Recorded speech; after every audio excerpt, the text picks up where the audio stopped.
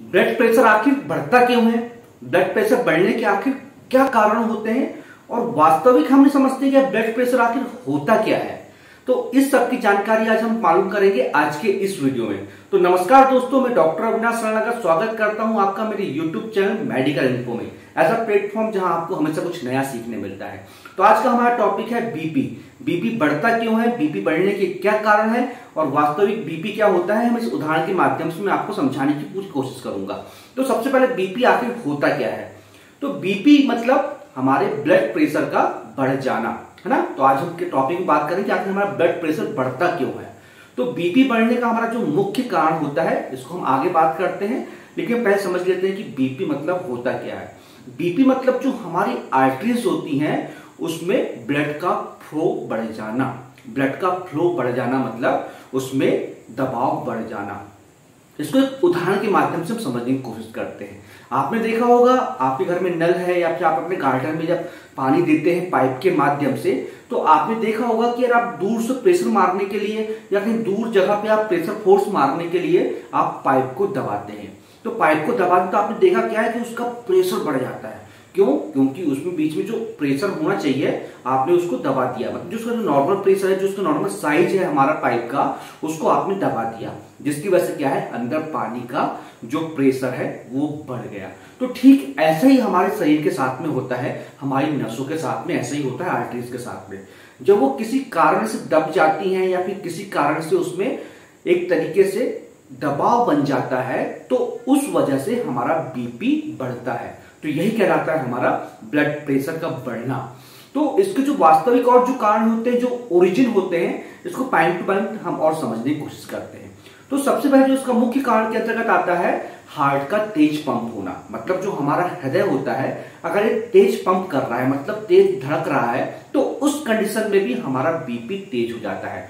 दूसरा, हमारी धमनी में आपको अभी पाइप के माध्यम से मैंने समझाया है उदाहरण के माध्यम से, तो ऐसी हमारी धमनियों में इलेक्ट्रिसिटी के गुण पाए जाते हैं। मतलब इलेक्ट्रिसिटी मतलब इसमें कॉन्ट्रैक्शन हो जाता है। जो नॉर्मल साइज रहता है वो नॉर्मल साइज न रहते हुए इसमें दबाव आ जाता है, मतलब उनका साइज छोटा हो जाता है।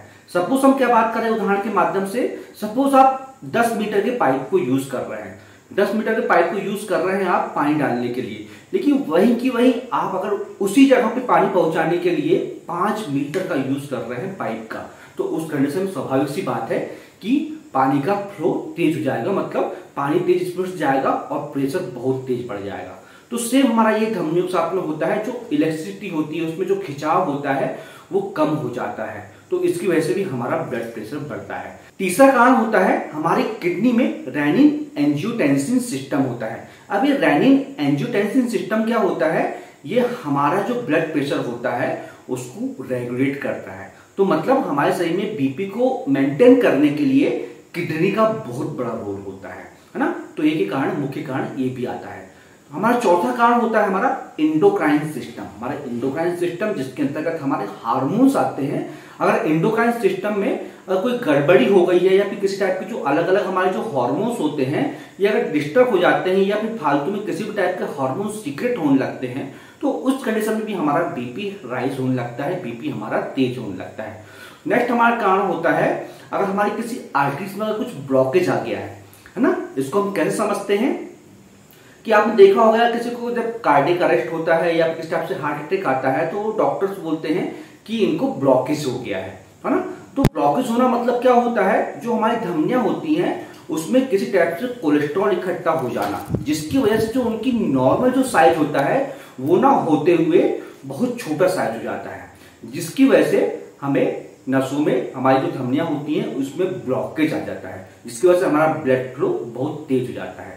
तो एक ये मुख्य कारण भी होता है जिसके केस ज्यादातर हमें देखने मिलते हैं कि आर्टरीज में ब्लॉकेज हो जाना, है ना। नेक्स्ट हमारा कारण आता है जो छठवां पॉइंट हम बोलते हैं, नसें हमारी सक्रिय हो जाती हैं। नसें सक्रिय हो जाने की वजह से क्या होता है, जो प्रॉपर ब्लड का फ्लो होना चाहिए वो प्रॉपर ब्लड का फ्लो ना होते हुए, अब ये होता क्यों है, सपोज हमारी डेली रूटीन इतनी खराब है कि हम दिन भर बैठे रहते हैं, ऑफिस में बैठे रहते हैं या फिर दिन भर हम सोए रहते हैं, किसी टाइप का हम वर्कआउट नहीं करते हैं, तो उस कंडीशन में हमारी जो नसें होती हैं ये कमजोर हो जाती हैं, और नसें कमजोर होने की वजह से वो सिकुड़ जाती हैं, और सिकुड़ जाने की वजह से उसमें सकरापन भी आ जाता है।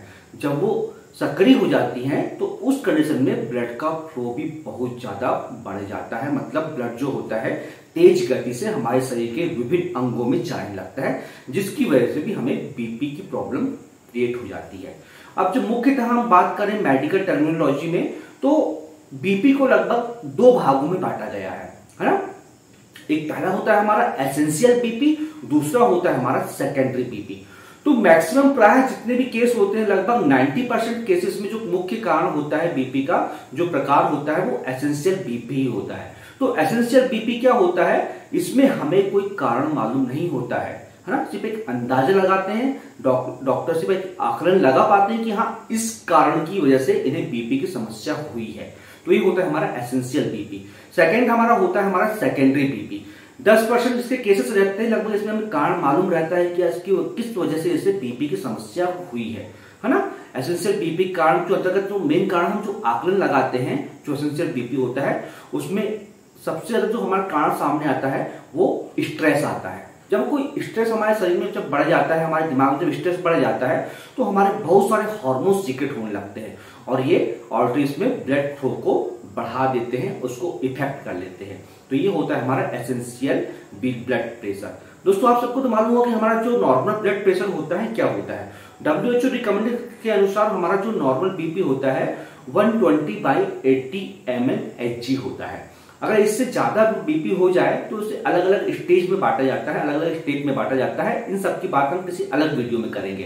तो अब कारण हम जानते हैं कि यार बीपी किस कारण से हमें और पैदा हो सकता है। ये कारण तो हमें हो ही गए हैं, ये जो मुख्य कारण होते हैं तो मालूम ही है, लेकिन ये कारण किस वजह से हमें पैदा होते हैं, है ना। तो सबसे जो महत्वपूर्ण कारण आता है हमारा खान पान आता है। खान पान के अंतर्गत हम बात करें तो हम ऑयली फूड बहुत ज्यादा लेते हैं, हम जंक फूड बहुत ज्यादा लेते हैं, और खान पान के तौर पे हम नमक का सेवन बहुत ज्यादा करते हैं। तो नमक बहुत बड़ा कारण होता है हमारे बीपी को राइज करने के लिए। तो बीपी का सेवन, तो नमक का सेवन भी आप कम से कम करें।